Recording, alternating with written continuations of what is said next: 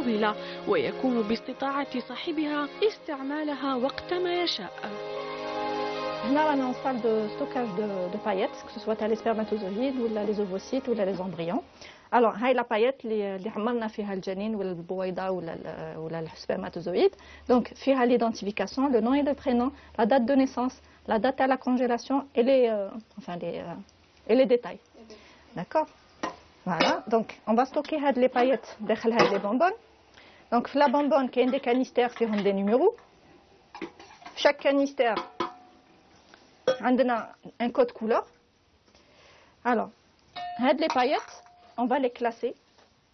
C'est-à-dire على بالي بلي لا bonbonne هذه راهي في numéro bonbonne 16 par exemple, راهي في الكانيستير numéro 2 وراهي في البيزوتوب le bleu ou le rouge. Là on peut repérer les patients تاعنا d'une façon très rapide. بفضل فعالية هذه التقنية ونجاحها تمكن الكثير من النساء والرجال من المحافظة على خصوبتهم.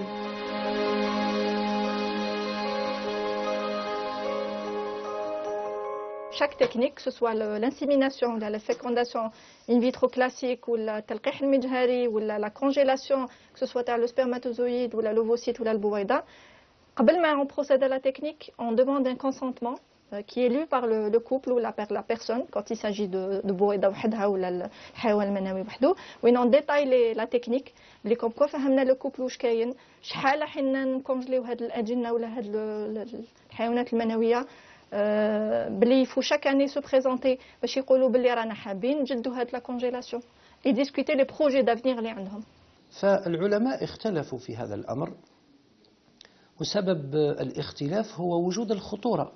يعني قد يستغل ماء الرجل في تلقيح بويضة امرأة أخرى وهو لا يدري، ومن هنا تختلط الأنساب وتكون النتيجة واحدة.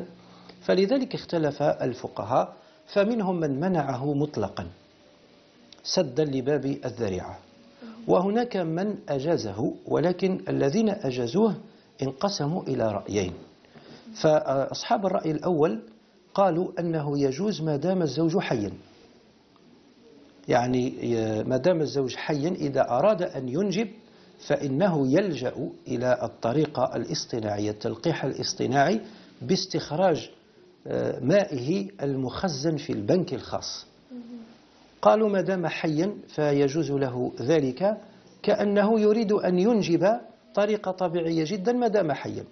وأصحاب الرأي الثاني قالوا بأنه يجوز استخدام الحيوان المنوي في تلقيح البويضة، طبعا بويضة الزوجة، أقصد بويضة الزوجة بنفس الشروط التي ذكرتها.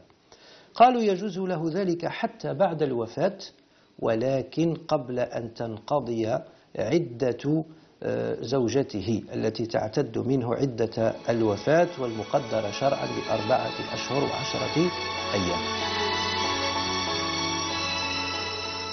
والبنون زينة الحياة الدنيا، فنعمة الإنجاب لا تقدر بثمن لدى أغلب الأزواج، وهي سبيل الاستمرار وتثمين العلاقة الزوجية.